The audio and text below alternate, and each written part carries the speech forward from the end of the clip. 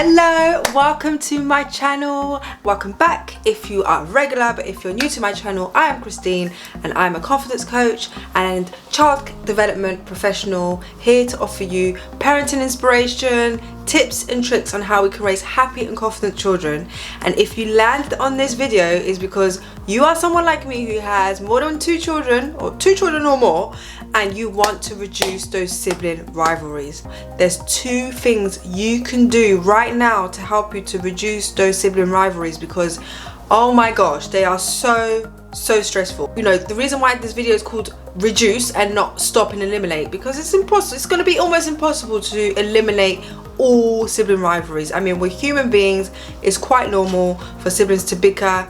In relationships, we all go through some sort of ups and downs in our relationships on average anyways, let alone with just siblings. So, but I will give you the reassurance that we are going to be able to reduce them so much more, so that they can at least get along and you can like live your life with not as much stress.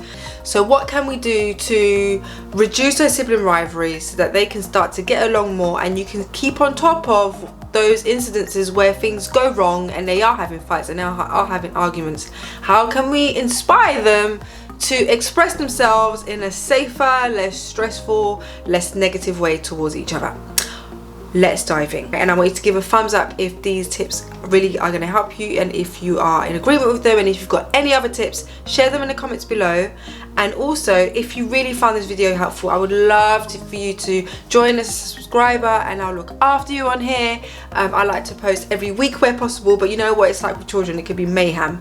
But expect videos from me on Sundays 7 p.m. So what are these things? What are these two secrets? What are these two tips we can use to keep our sanity?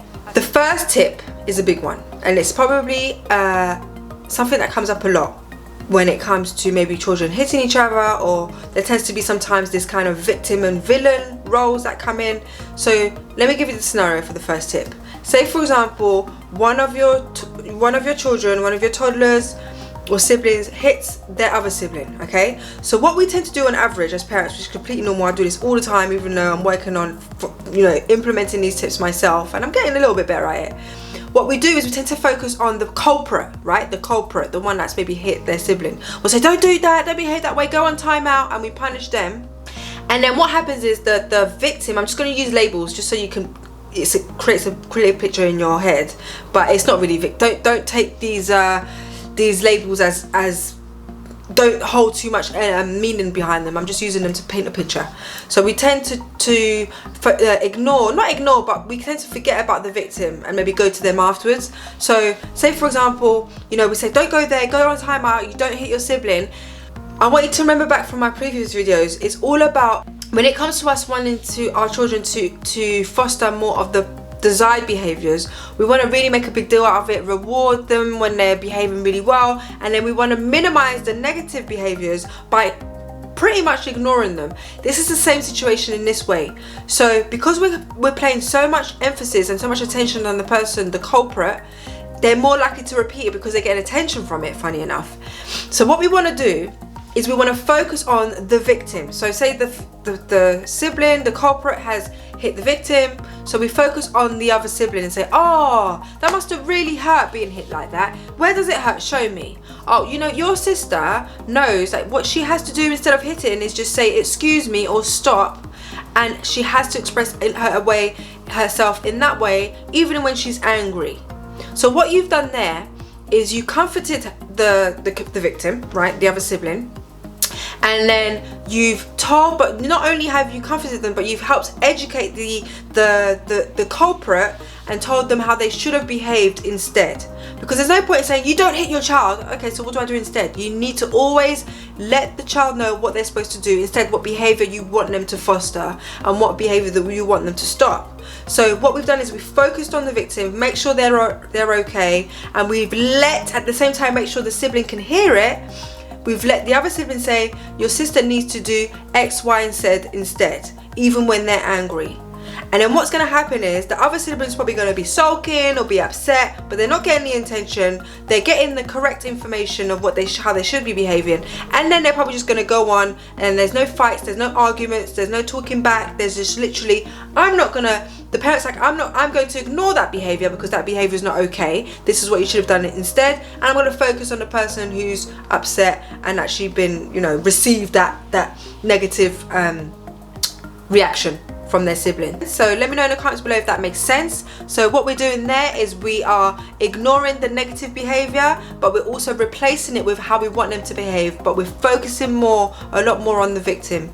Okay, and then later on you might want to you don't really need to talk about it some more with the sibling, but you just need to help remind them of how they should express themselves next time, and just congratulate them when they do next time, because they're more likely to behave in the way that you've just described next time, because they know they're going to get attention for it. You're going to give them loads of attention. Well done, even though you were angry, you said stop and excuse me, and rather than hitting. So we let them know hands are not for hitting. This is what your sibling should have done instead.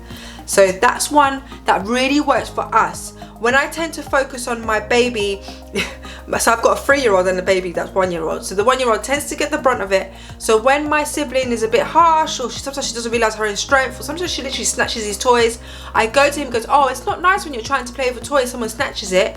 Next time what your sister can do is ask you, are you finished with the toy? Can I play with the toy? Wouldn't that be nice? And then I just focus on my baby, but I know that my toddler is listening. She's taken it in, and she has done this before, where the following day she's literally asked him for permission instead. So it is a powerful tool to use, and I've congratulated her after she did that. I was like, well done, oh my gosh, I saw you and you asked for the toy rather than snatching it. That is amazing. And now she's doing it a bit more.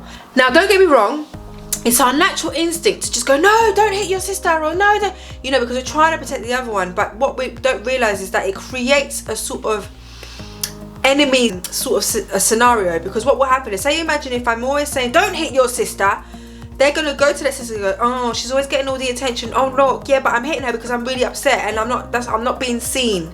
So it creates a kind of, oh, my sibling's the enemy, she's getting all the attention. It creates a divide. So we kind of unconsciously feed that. So we want to get away from that by just focusing on the situation and the behavior, and not the siblings as people, as individuals. I always fall into that trap, but I always trying to stop myself. So even if you instantly go, oh no, don't hit your child, you can still go back to that scenario of, are you okay? It's so difficult when someone hits you. Next time your sibling can say, excuse me, or she can leave the room, and then you give the alternative behavior. You can always take it back to this positive reframing that I'm sharing with you now of this tip. So that's the first tip, number 1.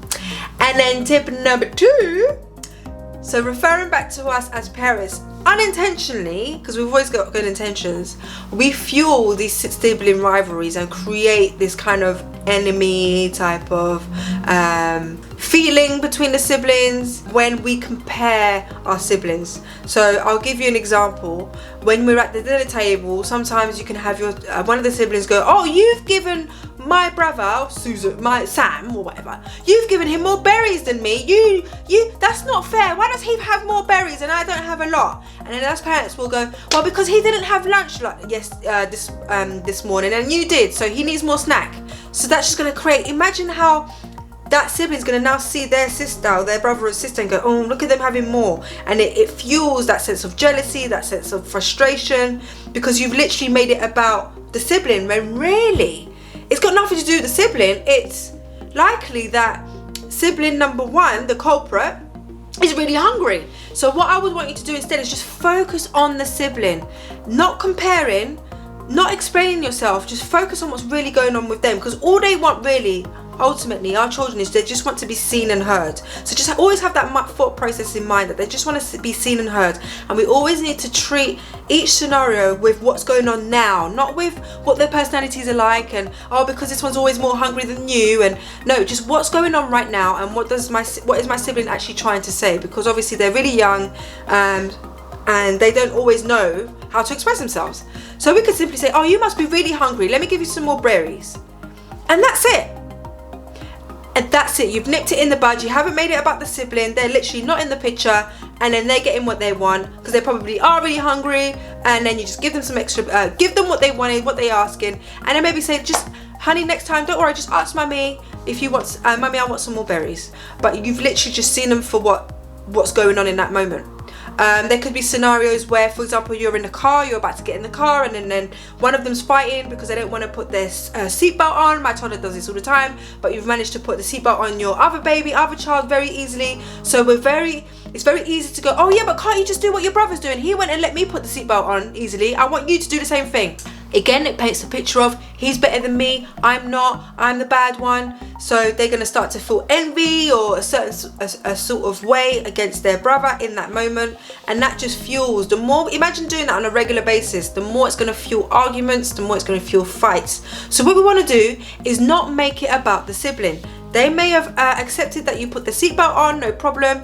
That's done, fine, tick that box. Then focus on your child right there and then. They might be throwing a tantrum, they might refuse to put their seatbelt on, they might be like, no, I don't want to put it on, or I want to put it on by myself. Okay, you focus on them. I want you to put your seatbelt on, please, and then you focus that strategy on them. Okay, I understand you're frustrated and I know you don't want to put it on, but we won't be able to move until we've put our seatbelts on. You would just focus on them and not interject and try and compare with the other sibling, right? Say if you're out in public, one of them's making a lot of noise and the other one isn't. We're very susceptible to say, be quiet, just like your brother, be quiet. Again, that fuels that rivalry. That's going to give us what we don't want. It's probably going to make them more upset, more noisy, more frustrated. And even if they do behave, it's going to come with the cost of, oh, she prefers my brother more than me. That sort of rivalry scenario there, it fuels it. So instead, we just focus on the child, and you focus your positive discipline on them. You would either ignore, if it's safe to do so, when they're being loud, and say, when you're ready to be quiet, we'll talk. If that doesn't work, if you feel like it's not a safe environment to do so, you maybe take them out. But you'll know more and watch my previous videos, my other videos on how to deal with toddler tantrums. But you would focus on them without bringing in the sibling. And those are the two things I want you to take away with you that you can literally start now. So the first one is to always focus on the person who's been, I don't want to say it's attacked, but the victim. And then the culprit, you want to just ignore that, but let them know by speaking to the victim how they should have behaved instead.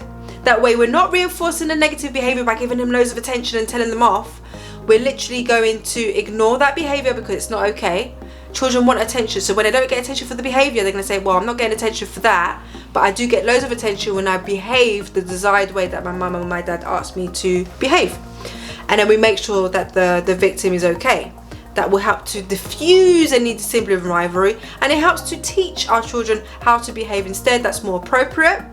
And then the second tip is to not compare. So instead of comparing our children, even though we have good intentions, that does fuel big time sibling rivalry. We will just focus on each child, each individual, each personality at that time, because remember, they're all experiencing different emotions and they all have their different reasons for behaving that way. Even though you may want both of them to put their shoes on, maybe one of them was in the middle of an amazing game and then we interrupted them and the other one wasn't, so they were happy to put their shoes on. We don't want to compare because that fuels sibling rivalry. We just want to focus on that child independently, even if they are trying to bring up their sibling in. Oh yeah, but they're not putting their seatbelt on. Oh, but no, they're not eating all their food. We let them rant, but we don't entertain that. We just focus on them. And that will really diffuse, you'll see a difference. It will really diffuse sibling rivalry, and it'll help you to focus on what we essentially want to focus on is, how do we want you to behave instead?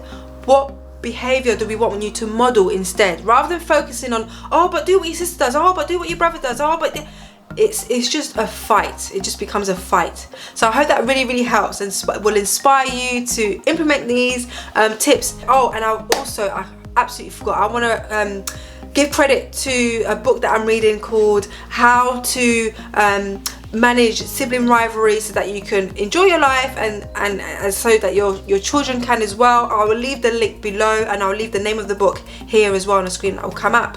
I highly recommend it. It's just amazing. I didn't give you the correct title, but I'm loving it. So the video goes to this book from this author. It's really, really good. Gives you great scenarios and real life examples of how you can implement these strategies in your life, and I love it. So I'll leave the story of the book in the description and the name as well. So thank you so much for tuning in. I really I'm so grateful that you've watched the video, and I will see you in the next one, Sunday 7 p.m.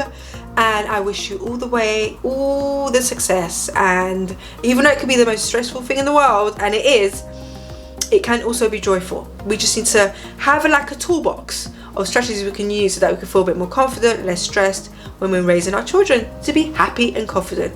So stay tuned for more videos like this. Mwah.